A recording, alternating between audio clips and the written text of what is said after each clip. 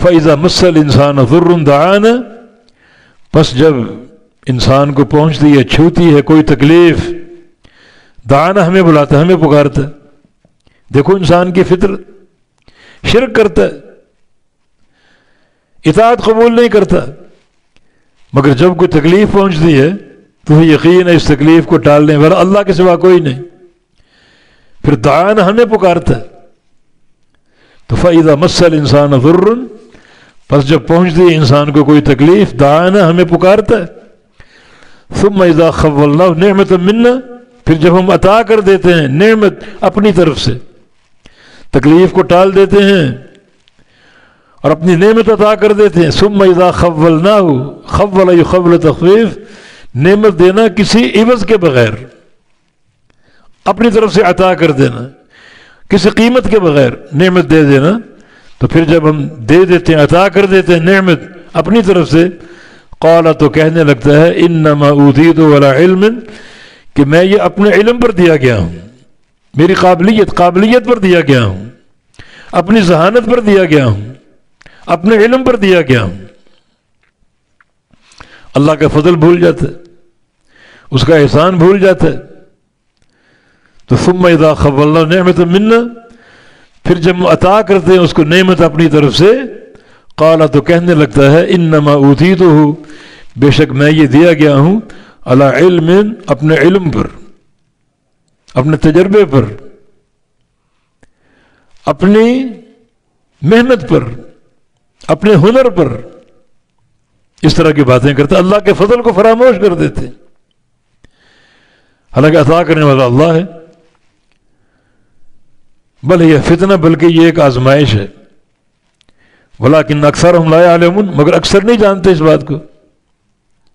اللہ تعالیٰ اگر نعمتیں دیتا ہے تو اس میں آزمائش بھی، امتحان بھی، کہ تم نعمت کا حق شکر ادا کرتے ہوئے نہیں کرتے۔ حق شکر تین چیزوں کے ساتھ ہے، زبان سے اقرار کہ اللہ تعالیٰ کی نعمت ہے، اللہ نے عطا فرمائی، اور دل میں اس بات کی شہادت موجود ہو ہر نعمت کا عطا کرنے والا اللہ ہے، اور عمل سے اس کا اظہار کرے۔ عمل سے اظہار کا معنی اطاعت کرے اللہ تعالیٰ کی۔ یہ سب طریقہ شکر ہے، اس پر حمد ہے۔ تو بھلے یہ فتنہ، بلکہ یہ تو فتنہ ہے، لوگوں کی آزمائش ہے۔ دنیا پا کر کئی لوگ بہک جاتے ہیں، گمراہ ہو جاتے ہیں، اپنی قوت اور اپنی ذہانت کے بل بوتے پر اس کو سمجھتے ہیں، اس میں ہمارا کمال ہے، اللہ تعالیٰ کی عطا کا انکار کر دیتے ہیں۔ تو پھر یہ فتنہ، لوگ اس میں ناکام ہو گئے۔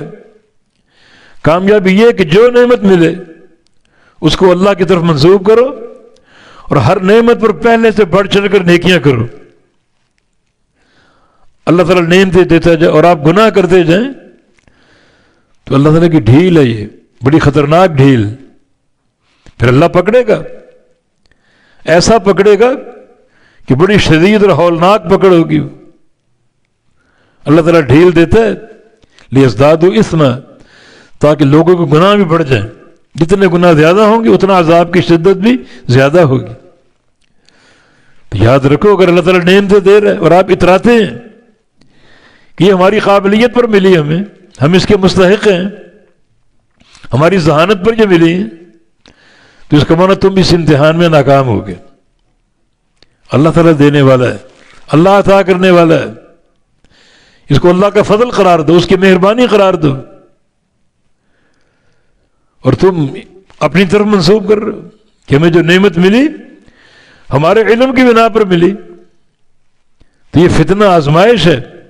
ولیکن اکثرہم لا یعلمون، لیکن اکثر لوگ نہیں جانتے، اتراتے ہیں، مال آ جائے، دولتیں آ جائیں، نعمتیں آ جائیں، اتراتے ہیں۔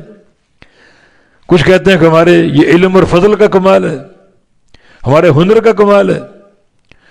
اور مشرکین مکہ یہ بھی کہا کرتے تھے کہ اگر قیامت قائم ہو بھی گئی، اب وہ تو قائم نہیں ہوگی، ہو بھی گئی تو ہمیں وہاں بھی اچھا ملے گا جس طرح دنیا میں اچھا مل رہا ہے۔ مسلمانوں کو تو کچھ نہیں ملا، پیٹوں پر پتھر باندھ رہے ہیں، تنگی عیش، اور ہم مالا مال ہیں، بے تحاشا نعمتیں ہمارے پاس۔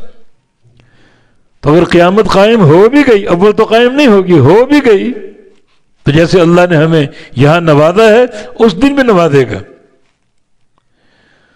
تمہیں اللہ نے فقیر کر دیا، قلاش کر دیا، تم قیامت کے دن بھی قلاش اٹھو گے، اور ہمیں اللہ نے خوب نوازا ہے۔ تمہارا جب قیامت قائم ہوگی تب بھی ہمیں اللہ تعالیٰ بہت دے گا اور بہت نوازے گا۔